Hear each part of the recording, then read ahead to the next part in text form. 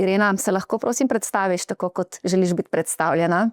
Kaj mi zdaj rečem, še po vsem tem, ko si rekla? Ja, mislim, v bistvu vse to sem, dramaturginja, ker sem bila zelo zaljubljena v gledališče, ker zelo rada pišem, sem potem postala pač novinarka, bila sem tudi urednica, tudi Sobotne priloge. In potem sem začela tudi knjige pisati, ker je bila moja mladostna želja. Tako da, In ne vem. pisanje knjige je tudi razlog, zakaj sem si jaz že kar nekaj časa želela, da bi Irena bila moja gostja v tem podcastu. Namreč več knjig si napisala. Magija za realiste, Fižolozofija, zdaj je ta zadnja, zaenkrat je ta zadnja. Vmes pa ena od mojih najljubših knjig, Kaj hoče ženska.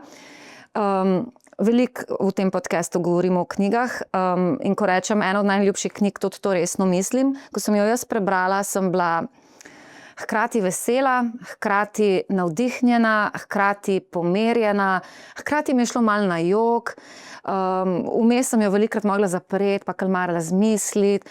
Veliko sem si počrtala, veliko sem si izpisala, to je tudi zame znak, ker si pač izpisujem iz knjig in tukaj sem si veliko stvari izpisala. In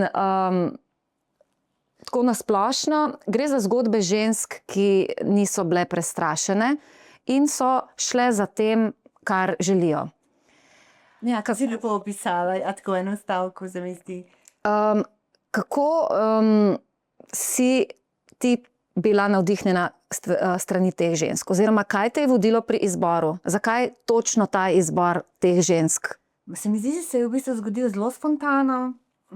In sem šele potem, ko sem jih na nek način zbrala, ko sem napisala te eseje, sem videla, da imajo ogromno nekih skupnih lastnosti.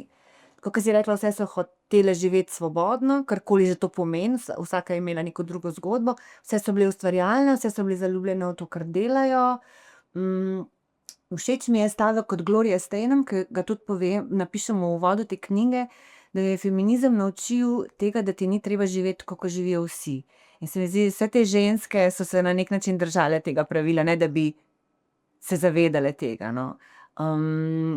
Tako da, ja, predvsem moram reči, da sem res uživala, ko sem raziskovala ta njihova življenja. Vsaka je zelo drugačna in vsaka, kot sem že rekla, imajo veliko nekih skupnih lastnosti.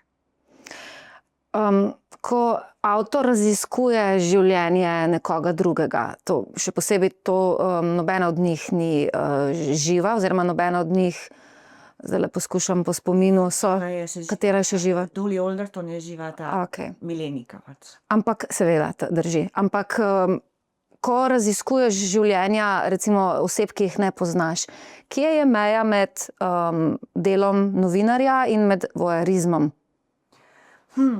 Ne vem, tle se mi zdi, da sem tako esejistično pristopila z neko pač radovednostjo, ne na nek način kot novinarka, ampak dejansko kot esejistka, kot nekdo, ki je zaljubljen v zanimive zgodbe, v biografije ljudi.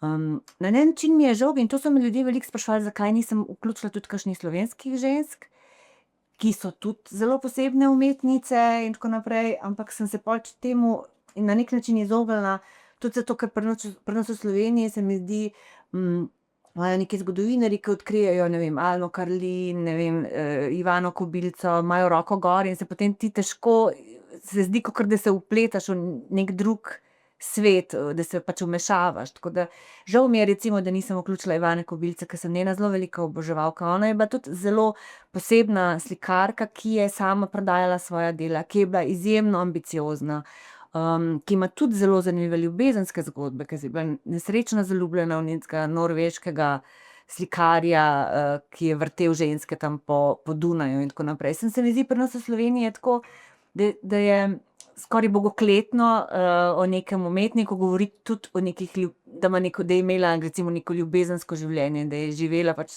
svoje resnično življenje strastno in tako naprej. Tako da zaradi tega sem se recimo tem Slovenkam izognila, no. Iskreno, jaz si sploh ne predstavljam, kako si lahko strasten karkoli. Slikarka, strastna pisateljica, strastna popotnica, brez da si hkrati tudi strastna ženska, da si strastna ljubimka. To v bistvu gre z roko v roki. Absolutno. tako kot pravijo, ne moreš ločiti ples od plesalca, tudi ne moreš ločiti to. Vsak človek, ki nekaj rad dela, sigurno to dela z neko strastjo in tudi to tudi pomeni, da je njegovo življenje, bom rekla, strastno in zanimivo. Zato so meni recimo bili zmeri navdih pisatelji že od majhnega, zato ker se mi zdelo, to ni v bistvu nek poklic, ki bi bil, ne vem, avanturističen. To je v bistvu nek človek, ki sedi za pisalno mizo in piše, ampak kaj vse se dogaja v njegovih možganih ob tem, kakšno domišljijo ima, to se mi zdi pa zmeri res pač neverjetno. Štefan Cvajg tako lepo reče za Tolstoja, ki je tako strastno pisal po 12 ur na dan, da je to mož s svetlečimi možgani in se mi zdi, da res, ker tudi nevrologi ugotavljajo, da ko mi vključimo vse možgane, ko res razmišljamo, ko vključimo tudi domišljijo in fantazijo, vsi možgani žarijo na nek način, ko sestavljamo zgodbo, ko se nečesa lotimo, tako da K temu se bova še vrnili, to mene tudi strašansko zanima. Kako, ne, dejstvo, v bistvu, jaz vsakič, ko berem kakšnega od tvojih tekstov, si najprej rečem, pismo, koliko ta ženska ve. Koliko je to enega znanja, da nimo že sinteza vsega, kar je človek prebral. Absolutno veliko bereš, to se pač vidi, a ne? In tudi verjetno novinarji, ali pa je dobro, da veliko berete. Ampak tudi jaz se mi zdi, da relativno veliko berem, ampak naslednji korak je si vse to zapomniti, najti neko zeleno nit, povezovati, delati globje sinteze, se spomniti pravilnih stvari v pravem trenutku. mogoče glih zato, ker jaz berem knjige na drugačen način, ker zmeri tudi predpostavljam, da bom o njih kaj napisala, no. Moram reči, da dolgo nisem, mislim, saj si privoščim brati roman sam zase, ne, ampak zmeri, kadar berem, si zmeri zapomnim stvari in že na nek način pišem članek v glavi in se mi zdi, se potem tudi zapomniš drugače stvari in jih potem lahko tudi drugače povezuješ, no. Tako da, ko si ti rekla, da si izpisuješ stvari iz knjig, tudi jaz jih izpisujem in se mi zdi, da je to tudi nekaj, kar ti potem ostane, kar si zapomniš, ne samo zapomniš, kar lahko tudi živiš, a ne, kar ti je v bistvu neko vodilo, danes je toliko teh nekih New Age knjig, ki te učijo, kako pravilno živeti, ampak kako pravilno živeti so nas naučili naši starši, ne, na nek način. To so neke stare resnice, ki bi mogle biti v nas neke moralne resnice, ampak to, kako pa drugače živeti, kako svobodno živeti, se pa v bistvu naučim po moje iz knjig, kako se, saj vsi poznamo to, kako se zaljubimo v neko glavno junakinjo, ki potem odpre, ne vem, in srce in naše misli, to nam lahko daje res samo literatura, se mi zdi. Zelo se strinjam. Mene recimo, ko berem, vodi nek misel na nek osebni razvoj, denimo. Jaz, ko si izpisujem stvari, si jih izpisujem zato, ker mi je recimo všeč zven besed ali pa kako na kratko jedrnato in z globokim pomenom nekdo nekaj pove in si rečem, to se jaz toliko s tem poistovetim. Jaz bi se tega rada naučila, ker manj je več in da poveš tako strnjeno in tako lepo na ta način. Ali pa zato, ker včasih naredi kakšen klik, a ne, in si rečem, wow, to je zdajle meni odprlo nek predal. Ne znam povedati, katera, ampak tale stavek je bil zdajle zelo pomemben, a ne. Res je to. Torej, če prav razumem, Je tako pomembno v resnici, ker vsaka knjiga, se mi zdi, ima še 1000 vrat, ko odpira nove knjige, ne. kako pa ti ločuješ kvalitetno literaturo od manj kvalitetne literature? V bistvu nimam nobenih teh, nikoli ne delim knjig na žanrske in na klasiko ali pa na resne in na knjige za na plažo in, ne vem, resne knjige. Zmeri rada povem to, kar je povedala Susan Sontag, ameriška intelektualka, Obožujem Susan ki Sontag. je rekla, da nikoli ne deli knjig na žanrske in na klasiko, tako kot ne deli moških na ljubimce in soproge. Ona reče, klasične knjige so kot soprogi, na njih lahko računaš, imajo lepo slovnico, so zanesljivi, te vodijo od ene zgodbe do druge.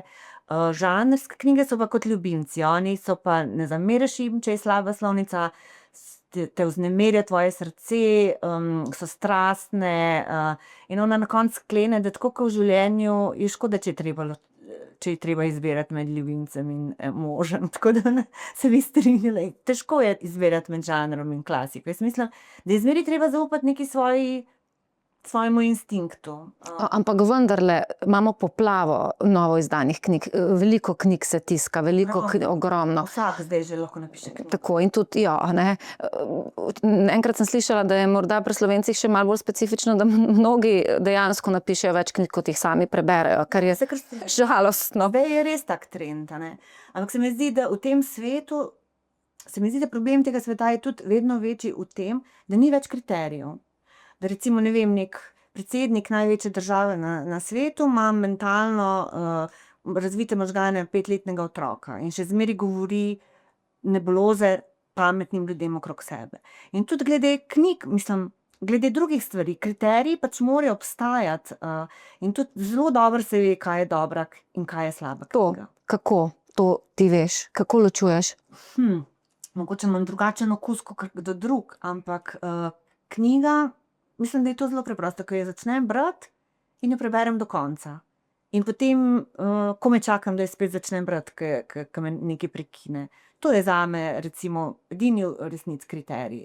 Torej se ti zgodi? Ja, ne vem, jo berem, pa potem, ko se mi zdi, da jo moram prebrati, jo malo prelistam, pa pol začnem spet brati. Ne, to je tako, kot ti nekdo pripoveduje dobro zgodbo.